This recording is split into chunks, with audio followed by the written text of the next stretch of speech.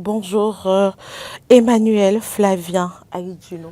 Bonjour Carole, bonjour à tous les téléspectateurs et aux auditeurs de Diaspora FM.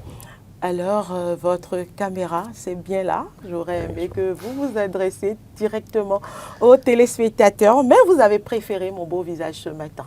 Écoutez, c'est une conversation et donc je ferai de temps en temps, je resterai dans l'angle de vision, entre votre vision et puis la vision des téléspectateurs. Alors, je rappelle que vous n'êtes pas seulement un auteur de ce livre qui va officiellement sortir le samedi prochain à Cotonou, dans un hôtel de la Place.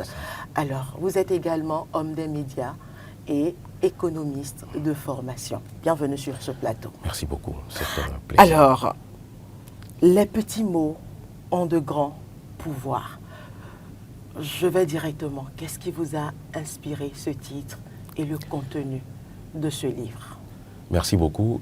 J'ai l'habitude, quand je commence mes formations en prise de parole en public avec des responsables, des leaders et des personnalités, j'aime souvent raconter une histoire qui remet totalement ce titre dans la perspective de l'objet, dans le contexte. C'est dans une salle de classe, un collège, le professeur pose une question, la jeune fille lève sa main, répond.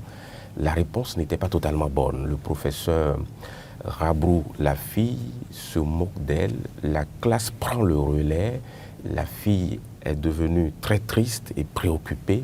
En rentrant à la maison, elle pensait tellement à la scène et puis elle n'a pas fait attention à la route. Un véhicule l'a renversée. Elle est partie à l'hôpital et puis elle est finalement décédée.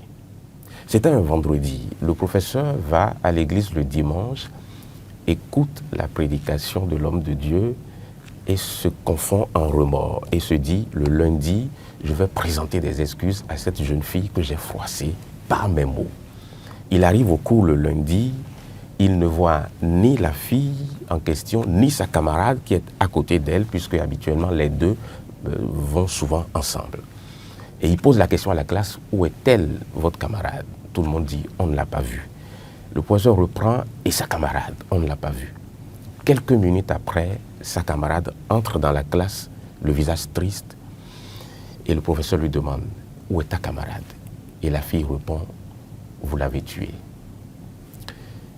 Mais pas avec un fusil, pas avec un couteau, mais avec des mots. Et c'est là où on comprend la force des mots. J'ai déjà vu plusieurs personnes rentrer dans le bureau de leur patron tout en joie et en ressortir avec tristesse. Et c'est ça qui montre la force des mots et le pouvoir des mots.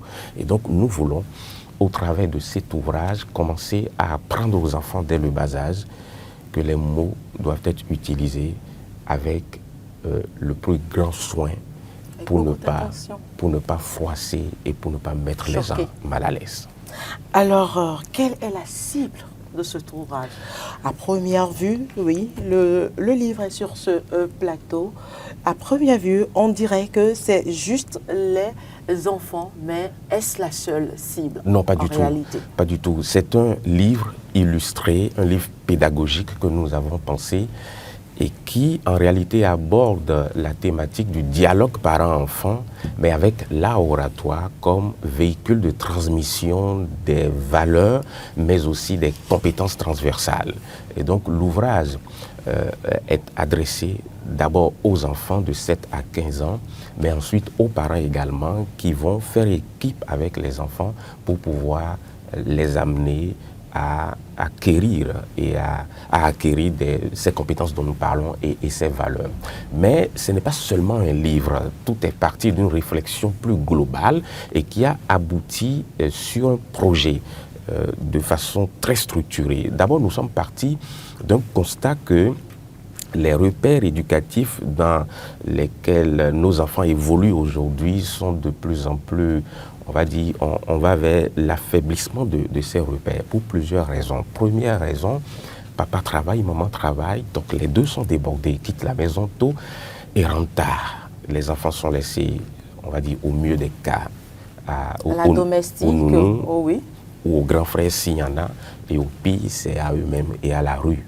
Deuxième élément, c'est que les cours d'éducation civique et de citoyenneté sont de plus en plus rares dans nos écoles. Moi, j'ai fait l'école avant la démocratie, il y avait des cours de patriotisme, éveil B, cours de civisme. Ça nous a structurés. Et ça fait qu'aujourd'hui, quand on est dans certaines situations... Ah ben oui. Allez-y. Quand on est dans certaines situations, on se dit, ça je ne peux pas faire, parce que ce qu'on vous enseigne quand vous êtes enfant, vous le gardez.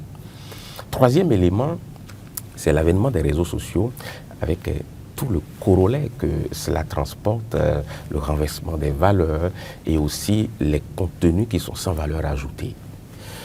Et face à tout cela, avec une équipe composée d'un illustrateur et d'un éditeur, nous avons pensé la collection Claire. La collection Claire, c'est une série de livres illustrés qui parlent aux enfants avec leurs mots, leurs codes et leurs réalités. Et c'est justement le premier tome qui est sorti, qui est intitulé « Les petits mots ont de grands pouvoirs ». Et ce premier tome, comme je le disais, aborde la relation parent-enfant pour résoudre le premier constat que nous avons fait. La preuve que les enfants ne sont pas les seules cibles. Exactement. Le deuxième tome qui va paraître très bientôt va traiter de la thématique du patriotisme et de la citoyenneté. Et ensuite, le troisième tome va aborder la question de l'éducation sexuelle et de la responsabilisation. On parle souvent d'éducation sexuelle, on frappe les enfants pour un certain nombre de choses, mais on ne les amène pas à la responsabilisation. C'est-à-dire qu'on doit enseigner aux enfants que lorsque nous posons des actes, quels que soient les actes que nous posons, il y a des conséquences. Des conséquences qu'on doit assumer. Ça peut être des conséquences bonnes ou mauvaises, mais on ne peut pas échapper aux conséquences. Et donc, si vous faites ça, vous êtes obligé d'assumer. Donc, la responsabilisation amène l'enfant à comprendre que si je pose l'acte, et c'est là où le libre arbitre rentre en jeu, où l'enfant, en toute connaissance de cause, on va dire, fait les choix. Moi, je me rappelle que il fut un temps, quand j'étais enfant, mon père m'interdisait d'aller prendre l'eau à la pompe qui est dehors. Donc, d'aller prendre l'eau à la pompe qui est à la cuisine. Pour moi, dans ma compréhension à l'époque, c'était que je ne peux pas prendre l'eau qui est à la cuisine, mais je peux aller à la pompe qui est dehors. Alors, je fais le geste d'aller à la pompe qui est dehors et il m'interdit encore et il me frappe. Et là, j'étais confus. Mais en réalité, ce qu'il m'expliquait, c'est que l'eau à la pompe, ça a un coût. Et donc, prendre l'eau à la pompe pour faire la lessive n'est pas économique. Je devais aller au puits pour prendre l'eau pour pouvoir faire la lessive avec.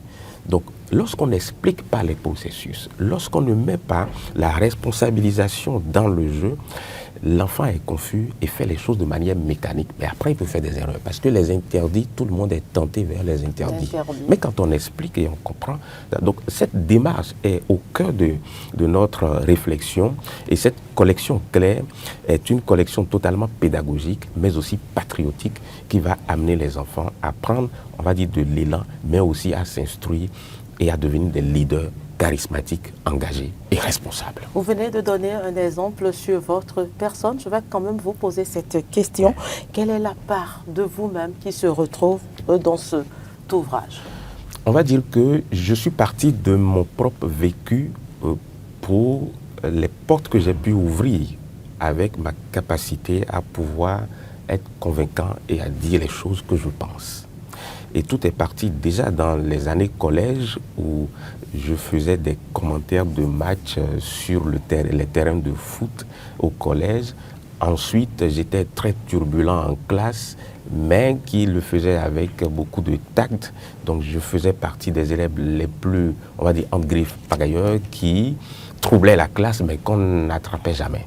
Donc, mais est-ce que vous savez qu'il y a eu des études qui ont prouvé que lorsqu'un enfant est dans un contexte où il peut s'exprimer de manière libre, il crée en fait un impact sur ses pairs, et après, il va être un leader, on va dire, qui a de l'influence sur les autres. Et tout ça, vous savez, je vais vous dire, j'ai reçu des appels de mes camarades de classe quand je suis arrivé à la télé en 2009. Ils m'ont appelé et je vais le dire en langue pour que les gens puissent comprendre. Après, je vais traduire. Un camarade m'appelle et dit « Flavien ». Je vais le dire exactement en langue. C'est-à-dire que tu as tellement bavardé, tu nous as tellement fatigués et tu t'es retrouvé à la télé. Et donc, pour les gens, ce n'était pas un effet de hasard. Ce n'était pas une surprise, mais c'était une conséquence directe des choses qu'ils ont vues, qu'ils m'ont vu faire. Et qui vous ont caractérisé et c'est ça depuis justement l'enfance. qu'il faut, que nous voulons justement inculquer aux enfants. Parce que quel que soit Allez-y. quel que soit le bon ingénieur que vous êtes, quelle que soit la densité de vos connaissances, si vous n'êtes pas capable de soutenir vos points de vue, si vous n'êtes pas capable de vous vendre, vous ne servez à rien. Forcément. Alors, une question, quelles sont les différentes thématiques abordées dans cet ouvrage? Alors, plusieurs thématiques ont été abordées dans l'ouvrage. Déjà, nous avons dit qu'il y a le dialogue intergénérationnel, donc dialogue parent-enfant, puisque dans l'adressage de l'ouvrage, nous avons 7 chapitres, et chaque chapitre a une histoire locale, avec un héros auquel les enfants peuvent s'identifier. Et on a vu la progression du héros, et on a vu qu'au début, en classe, il a la bonne réponse quand le maître pose la question, mais il n'arrive pas à répondre, c'est pas parce que les mots ne sortaient pas. Et ses camarades se moquaient de lui. Il rentre à la maison et avec les interactions avec son père, sa mère, sa tante, sa mère qui l'amène au marché, ils échangent, ils apprennent, son père qui le réconforte. Et au 7e chapitre, il devient le premier, donc vainqueur d'un concours d'art oratoire à l'école. Donc nous montrons que ce n'est pas parce qu'on a des difficultés qu'on ne peut pas les travailler et aller de l'avant. Mais en sachant qu'on a des difficultés, on peut les travailler, en prendre conscience et présenter une meilleure version de soi. Donc il y a des illustrations, mais il y a aussi des exercices pratiques à faire en duo parent-enfant. Et nous avons aussi des conseils pédagogiques de l'auteur pour renforcer le lien familial. Je prends juste un exemple. Très rapidement. Au niveau du premier chapitre, le conseil de l'auteur qui a porté un nom, mais pour se rapprocher des enfants. Donc les conseils de tonton Flavien. Donc tonton Flavien conseille qu'il faut apprendre à l'enfant qu'essayer est plus important que réussir au premier coup. Laissez-lui comprendre qu'il est normal de trébucher en chemin. Et c'est très important parce que personne ne peut prétendre avoir fait un coup sec partout. Nous apprenons de nos échecs. Il ne sert à rien de fatiguer les enfants en leur disant il faut. Mais il faut les amener à comprendre qu'on peut essayer, mais ce n'est pas parce qu'on a échoué au premier coup qu'il faut dire que tout est terminé, mais c'est plus important. Alors, quelles sont les difficultés que vous avez rencontrées dans l'écriture de ce livre ou dans la rédaction, si vous voulez? Oui, c'est un ouvrage, on va dire, pédagogique. Et nous avions eu l'ambition d'apporter un outil à la fois pour les parents, les éducateurs. Et c'est là où toute la réflexion pédagogique rentre en ligne de compte. Il ne s'agit pas d'un roman où on peut raconter juste une histoire, mais il s'agit d'apporter un outil. Donc, partir d'une histoire, amener les bonnes thématiques, choisir les bons mots pour les enfants et ensuite les bons exercices, mais également les bons conseils. Donc, c'était très, on va dire, c'était très prenant et ça a pris beaucoup de temps. Mais après, il faut rentrer dans les méandres de la publication, de tout ce qui est édition. Et c'est très complexe lorsque vous faites tout sur fonds propres. Alors, avez-vous un mot de fin, une date, des contacts à laisser? L'entrée est libre et gratuite, déjà, je le dis. Alors, et pour finir également, un prochain projet en perspective comme mot de fin.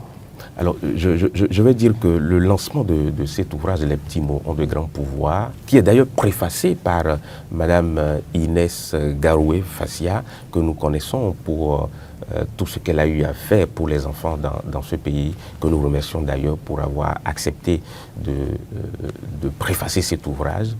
Le lancement se fera le samedi prochain à partir de 9h à l'hôtel Azalaï. Et l'entrée est libre justement et gratuite. Et je vais laisser un contact 01 97 16 98 52. 01 97 16 98 52.